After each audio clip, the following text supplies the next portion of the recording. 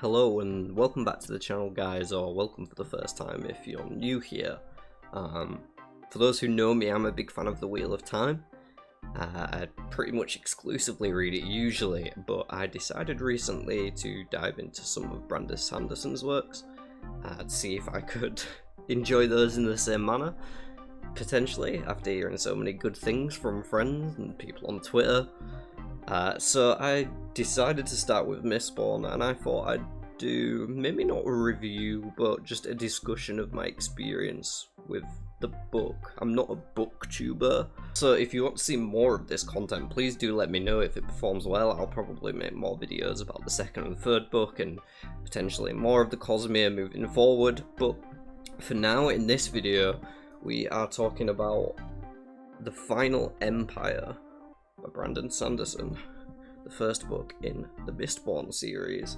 And I got the this is the cover I have. I don't know if it's the original artwork or not, but it's quite nice.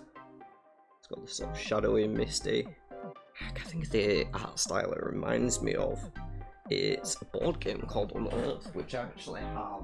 This kind of reminds you, similar sort of isometric buildings and anyway, Mistborn, book 1, The Final Empire.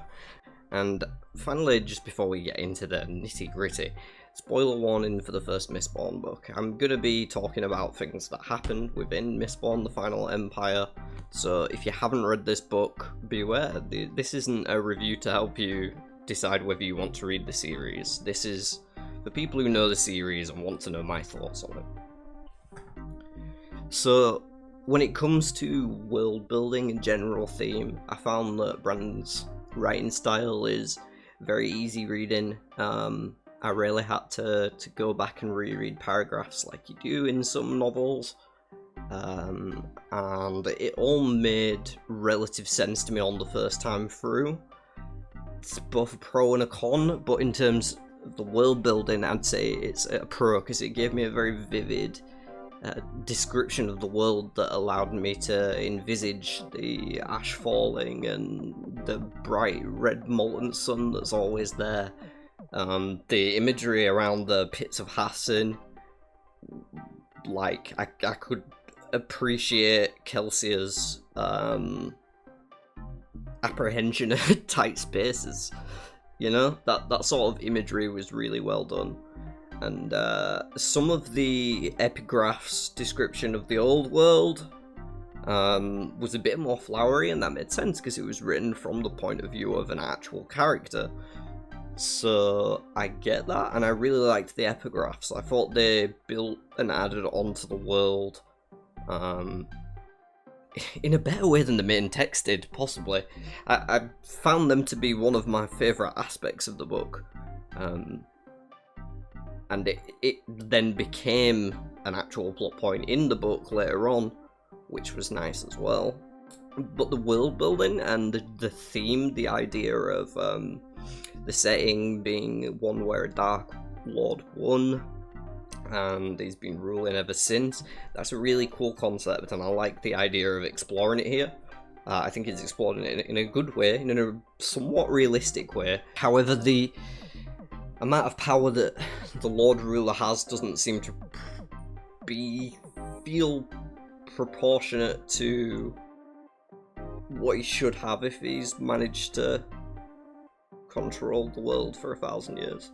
You'd think his power level will be a lot higher than it ends up being if he's really in that position of power for so long.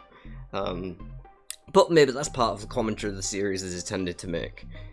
Moving on to the magic, because I think that's quite closely linked to world building and theme. I did actually really like the magic systems in this book, in The Final Empire.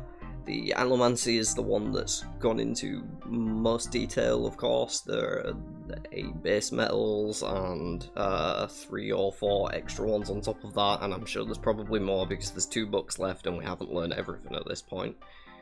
And we haven't even learned what all of those ones do. we don't really even know what the 11th metal really does. I mean, it shows you a visage of the past self, and that was meant to be the key, but it wasn't really the key. The key was just common sense. But yeah, the magic itself is really interesting. The idea of these allomancers, burning metals, and how that linked into the social hierarchy and structure of the world, what the enemy's goals were, and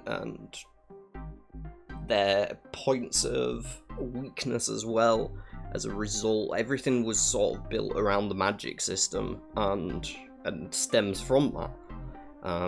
Which is good because it's interesting and it's one of the high points of the series, so it keeps you wanting to be engaged and learn more.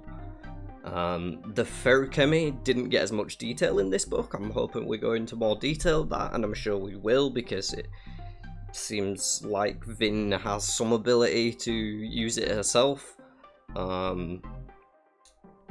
did the Lord Ruler. I'm not sure if feruchemy is actually linked to being a terraceman, or if it's just an ability that the terracemen have, because like Mistborn doesn't seem to actually have to be linked genetically, because you only snap at a certain point. I don't know, it's kind of confusing at the minute, but I'm sure I'll learn more. Regardless, feruchemy is actually kind of more interesting to me than allomancy. The way it works, having to store up and then use your storage. I thought that was quite fascinating, and as a board game designer as well, in my spare time, I found that intriguing of, how would I design that into a game? Okay, and this is what I was thinking of through reading a lot of the first book, to be honest. But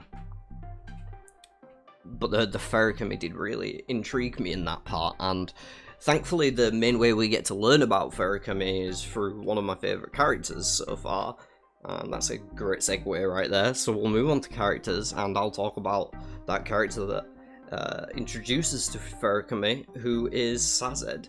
And that might not be the first character you expected me to mention in a book review of Mistborn, because he's a side character who doesn't have... He has a fair amount of page time, I guess, but like, you never get a point of view from him. And I apologise if I'm saying the name wrong. I don't have a glossary in the back of my book with pronunciations and stuff, so I don't know if it's Sazed or Sazid or Sazed. I always imagine Kelsey saying Sazzy, so to me it might be like Sazid. Anyway, I found his character to be very interesting. He was the person I was most wanting to learn more about, because he was so secretive with it off the bat, and the ability to store all that knowledge is of course something that is incredibly potent, and it's going to be more useful than anything for rebooting the new society. If you're at all a fan of the Horizon video game series, there's an Apollo project in that which is meant to hold all the knowledge of humanity when a new time comes, a new dawn, Zero Dawn if you will, and the lack of it is what leads to such defunct civilization when it does actually grow again. So the idea to store knowledge, but storing it within people, but they can pass it on to other people, it's a really cool concept. And Sezid's character, it reminds me kind of an Ailman from the Wheel of Time. Kind of got like Ruach, Gaul vibes. I really liked him. I thought he was amusing and broke his mold, even though I didn't quite know what his mold was. And hopefully moving forward we get like... I'd love to have a point of view from Sazid. I think that'd be really interesting, because he's the MVP of this book for me, character-wise. The main two characters that we spend time with in Mistborn: The Final Empire are Kelsier and Vin. And we actually start with a prologue from neither of their point of view. It's from a guy called Menace, I believe. And he's really cool. I liked Menace. glad to see him come back near the end of the story as well. That was a cool moment that I appreciated. But Menace meets Kelsier, and that's how we first meet Kelsier. And at first, I'm like, okay, this guy thinks he's way cooler than he is. And that didn't really change for me. He got more depth as a character, I guess, but he's still, I don't know, maybe it's less of a comment on the character, but some of the dialogue in this series, it didn't feel natural how people talk. It felt scripted like a movie. Like witty comments and stuff that people just wouldn't say in a normal conversation. And that sort of built a lot of Kelsier's character, really.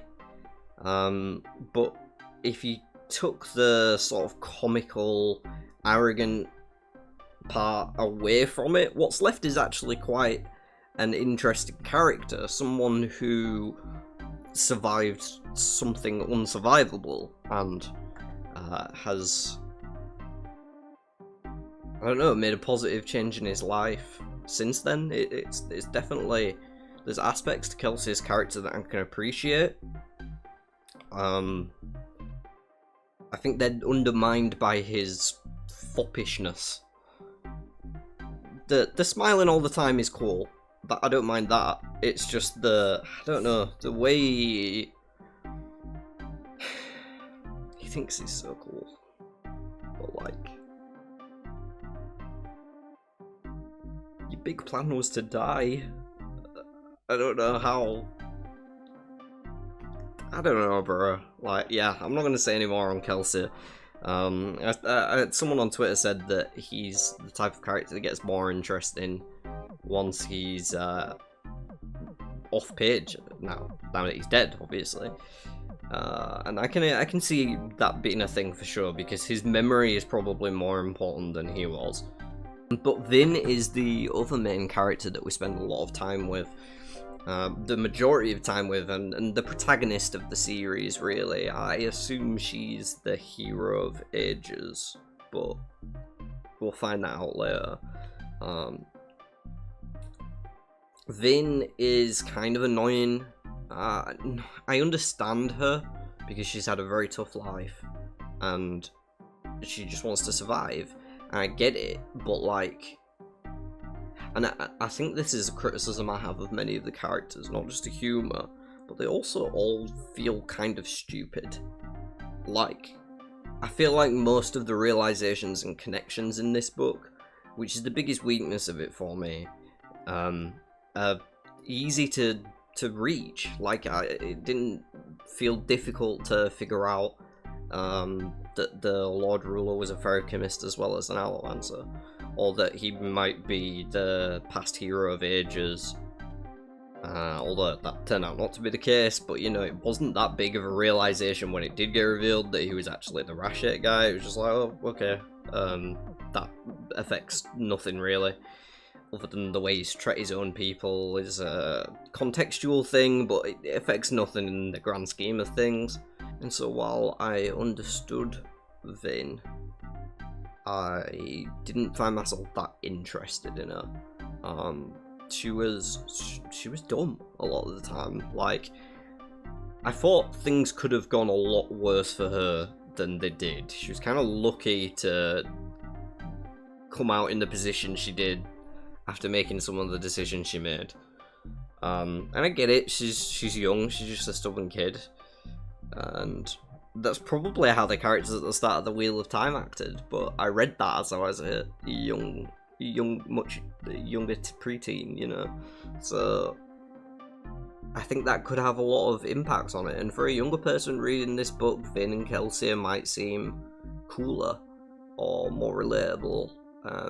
To me, they felt like characters, not people, and that isn't, unfortunately, one of the biggest cons of the book for me, is characters. The characters and the reveals are my two big But there are some good characters, as I've already mentioned. I liked Sazid. Elend I was also quite a fan of. Elend, at first, I didn't trust him at all. I thought he felt kind of slimy, and he probably had his own motivation. It wasn't until we got in his head a bit that I was like, oh no, okay, this guy's actually like a good guy. He's a good person. Whether he remains to be that way in the future of the series, he could go left so quick. But at the minute, he's a good guy, and he's someone that I do find myself rooting for moving forward. The thing I probably root for least about him is his relationship with Vin, because it just felt like constructed for the purpose of the narrative. Like, people don't fall for each other like that, you get me? It's different. I don't know. Maybe it's... I don't know how if all his relationships are going to be like this. Robert John's not the best at relationships himself, and he's my favourite author, so... I'm used to bad relationships, and that doesn't bother me too much. But it did feel a bit contrived, like why would these people actually be interested in each other? So much less in love. However, I'm not going to complain about the relationships too long. Elend is a really fascinating character. He's a noble, a lord, but believes that the Scar are people, and the difference between the Scar and noble is a line that he's constantly trying to unblur, and I appreciate that about his character, because we don't see any other nobles really, other than him and his friends, actually thinking about that sort of thing, or even considering it, and it's like, well, yeah, the Scar are human. Well, you're all human. I mean, even Terracemen are human, I assume, unless there's something going on there that just went over my head, but... And obviously that's one of the concepts that Sanderson's trying to explore here in the series, and I do appreciate that. It works quite well from a world-building perspective to have characters that would question the way things are. Not everyone's just going to go along with it, even if you've got soothing stations all around every major city, you know?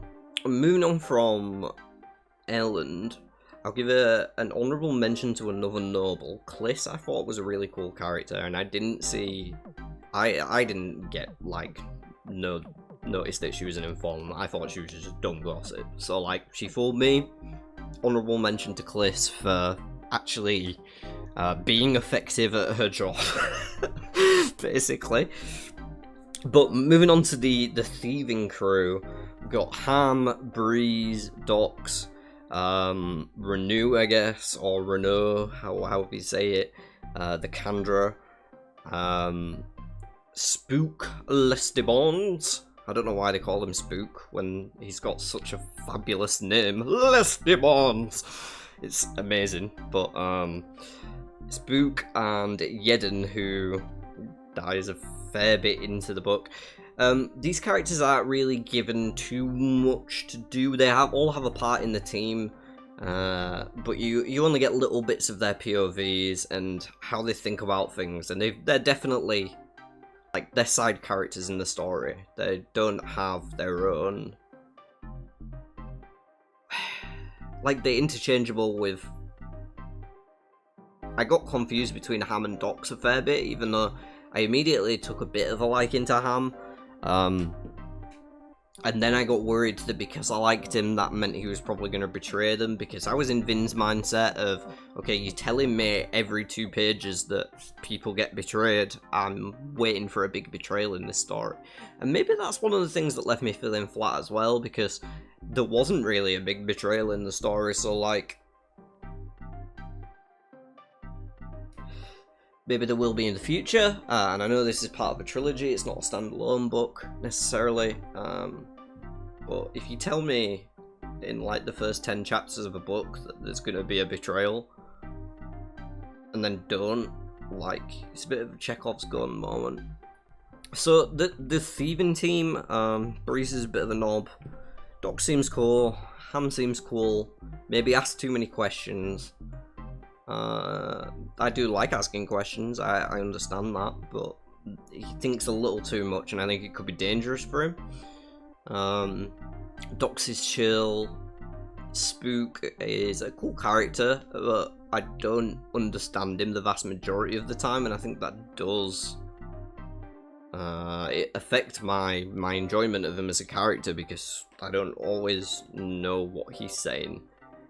And it doesn't really, that sort of language doesn't seem to make a lot of sense to me. I know it's not meant to, it's a weird dialect that is regional or localized or whatever, but it doesn't read well when they're doing that Wassing speak. And Geddon, I thought was a bit of a throwaway character. I didn't think he really needed to be in the story. I guess it was an excuse to kill Seer. But I kind of just, like, never got much characterization from him. He didn't have much development. He was just a person who was a bit dumb at first and a bit reserved, and then stopped being as reserved but was still dumb, and then died being dumb. Renew the Chandra, the one who ends up impersonating Kelsier at the end, turns out to be a Mistriff, and I'm hoping we learn more about the Chandra, because I find this quite fascinating. We don't know a lot about the Mist's power yet, so obviously that's going to be a theme moving forward. It seems to give Vin at least some power, and the Mistriffs some power, and whether they're creations of it, or an effect of the deepness, whatever that is, I don't know. But the Mistriffs, Chandra, the grown-up Mistriffs, can actually impersonate people by the sounds of it, and do. And he's an interesting character because he plays the role very well that he's meant to be set in, but he's very kind of creepy, and you worry about him. You're like, don't know if I feel entirely safe around Renew. So I believe he's still around. I don't know what the actual name is, because obviously Renew's the person he's impersonating, not the Chandra. I don't know if the Chandra have names, or just whoever their current alias is. But that character's cool. I'd like to see more of him going forward, or her, maybe? It? And before I get to the Lord Ruler himself, I'll talk a little bit about the Inquisitors and Marsh. Now, the Inquisitors were interesting to me. I didn't quite understand their powers, and I'm not sure I still do, but it seems to come from also a combination of Feruchemy and alchemy, and allomancy, from what I can tell. Because they had the iron spikes in their eyes. As soon as I learned about Feruchemy, I was like, oh, so the iron spikes, they're in the skin, so they can't be ripped out. But what's the purpose of them? They need a purpose. Well, they must store something, maybe. And it appears that they have something to do with the vision as well. Sorry, not iron, steel spikes. Appears it has something to do with their vision as well, how they see things with blue lines and whatever. As we learn a bit later from Marsh, who made an unexpected return near the end of the book. That was actually a surprise that kind of did get me a little hype. It was like, ooh, Marsh is back. I didn't expect that. Turned into an Inquisitor, no less. So there is some intrigue around the Inquisitors that's not fully revealed yet. But as a whole, they feel kind of built up more than they end up being. It turns out you can just rip a spike out of the back and they fall over and die. Like, maybe you have to get close enough to do that, I guess, but, you know, Marsh manages it easy enough. I think that's my problem with a lot of the villains here, and the problem with the Lord Ruler is they're meant to be so powerful.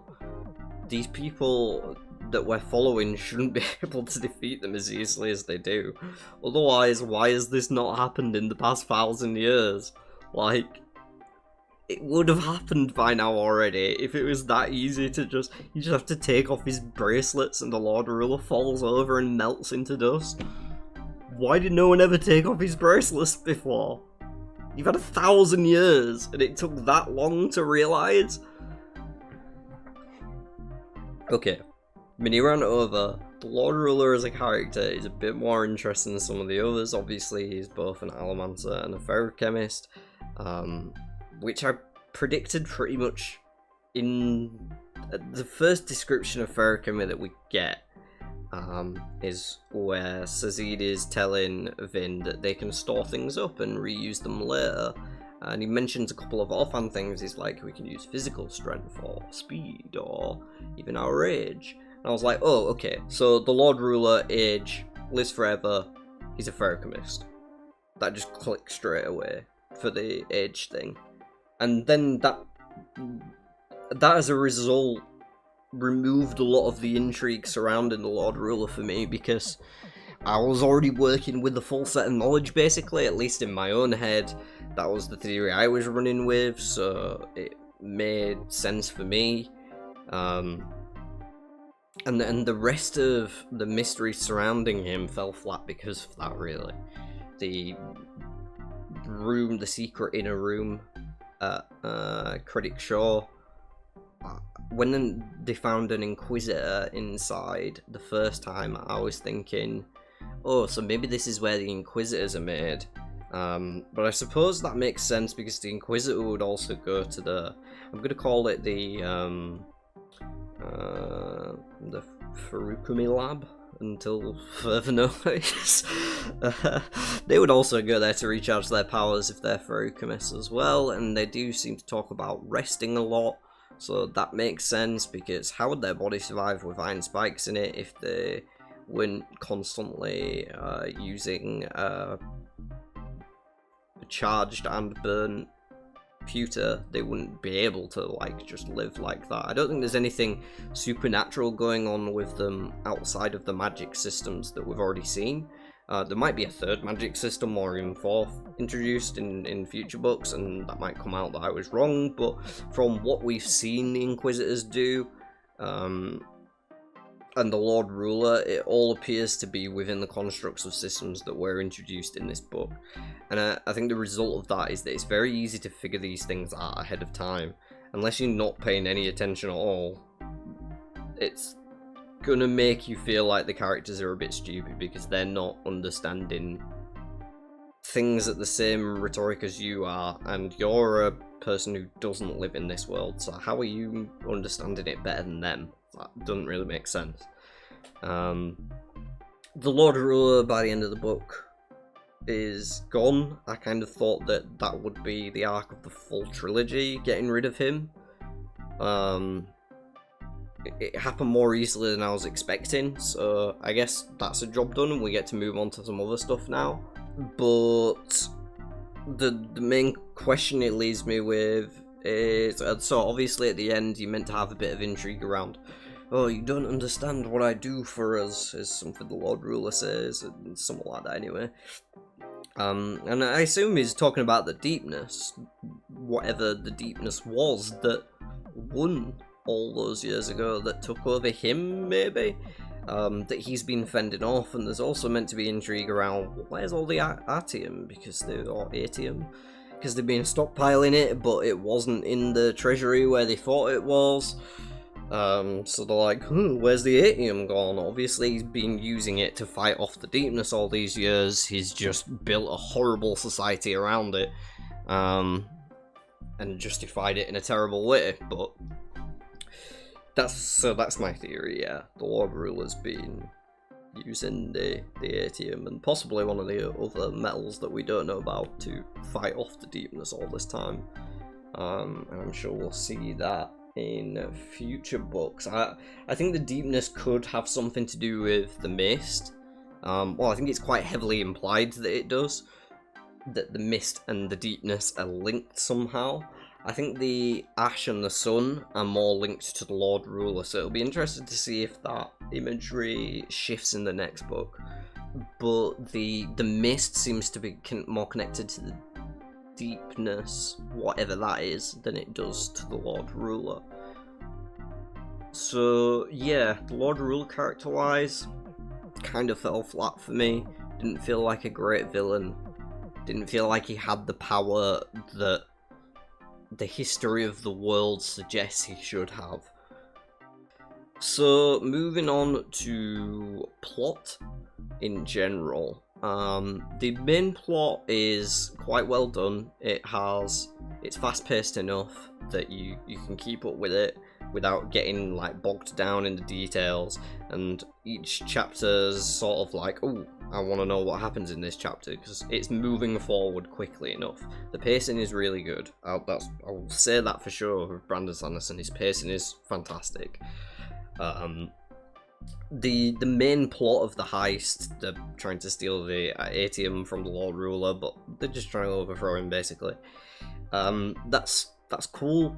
It works. It provides a narrative for us to be introduced to the world and the characters, and for them to figure themselves out a bit. It did feel somewhat like a vehicle for exposition, and there was a lot of exposition in this book.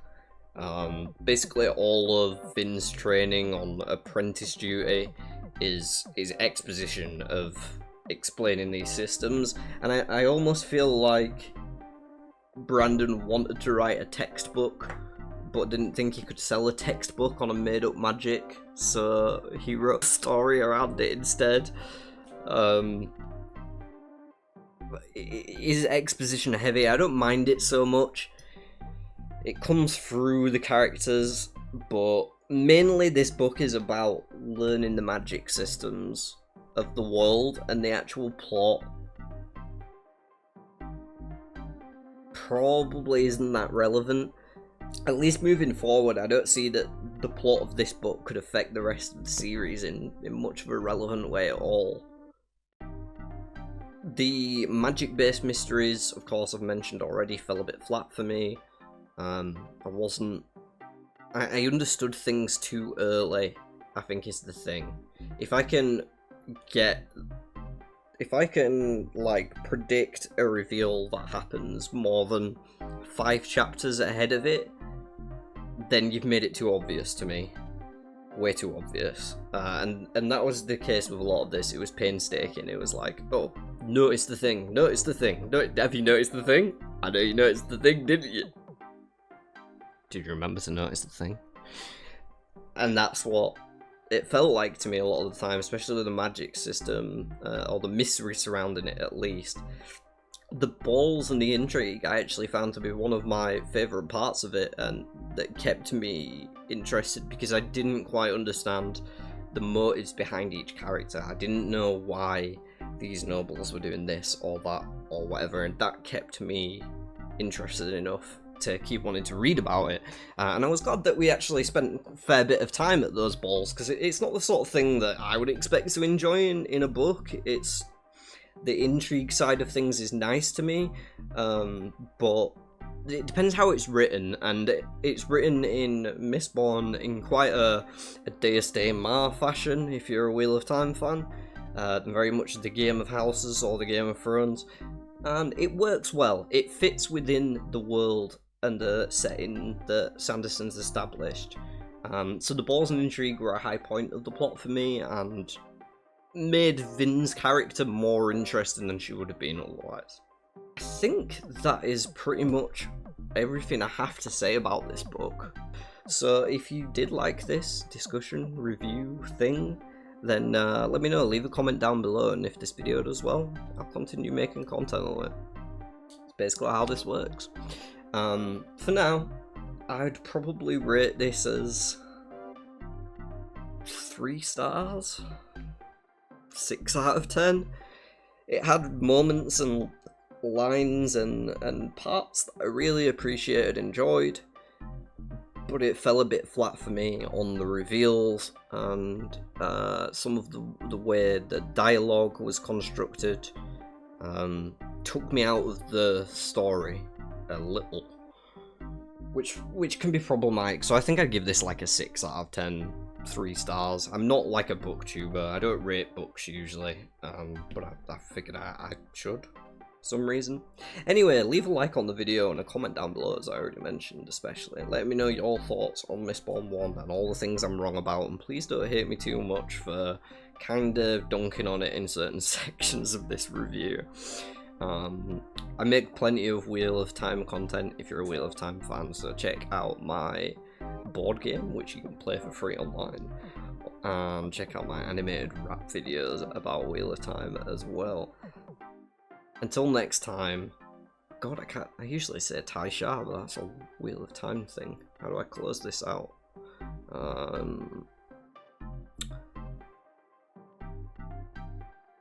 There's always another secret, but you'll have to wait till next time to find it out.